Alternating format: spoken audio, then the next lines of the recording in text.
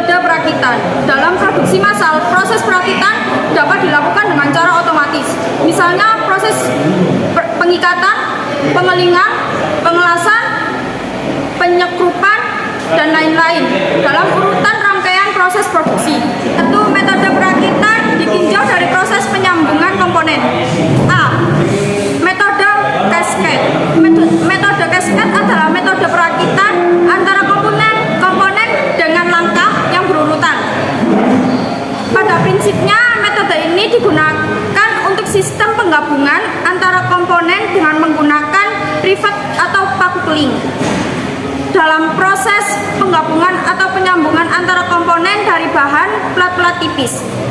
Metode cascade ini banyak digunakan untuk perakitan dengan menggunakan sistem sambungan riveting atau keling. Proses riveting ini dengan menggunakan alat sederhana, yakni perangkat penembak paku. Alat ini menjepit paku yang sudah dimasukkan dalam lubang hasil pengeboran pelat yang akan disambung. Selanjutnya alat ini ditekan secara bertahap sampai batang paku putus. B. Metode keseimbangan. Metode keseimbangan dalam perakitan merupakan proses penyambungan komponen-komponen dengan menggunakan spot welding.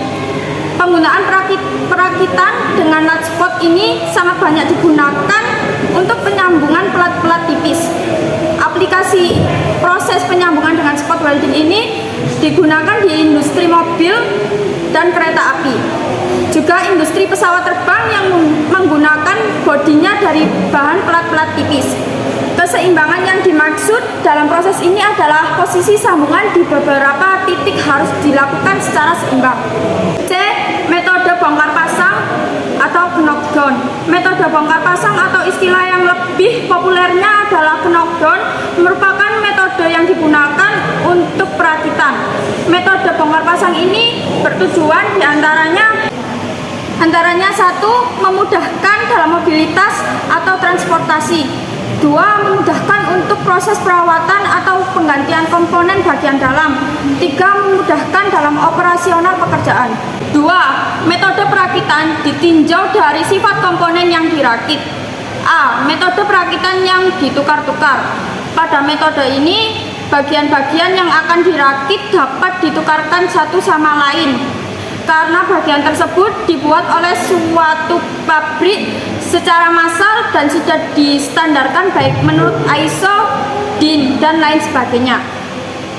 Keuntungan bila kita menggunakan bagian atau komponen yang telah distandarkan adalah waktu perakitan komponen yang lebih cepat dan dalam penggantian komponen yang rusak dapat diganti dengan komponen yang sejenis yang ada di pasaran. B. Perakitan dengan pemilihan.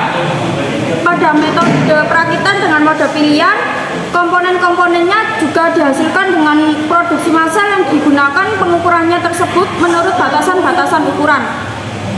C. Perakitan secara individual.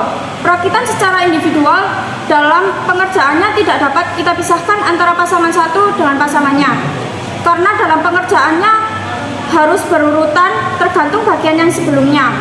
Salah satu komponen yang berpasangan tersebut kita selesaikan terlebih dahulu, kemudian pasangan lain menyusul dengan ukuran patokan yang diambil dari komponen yang sama.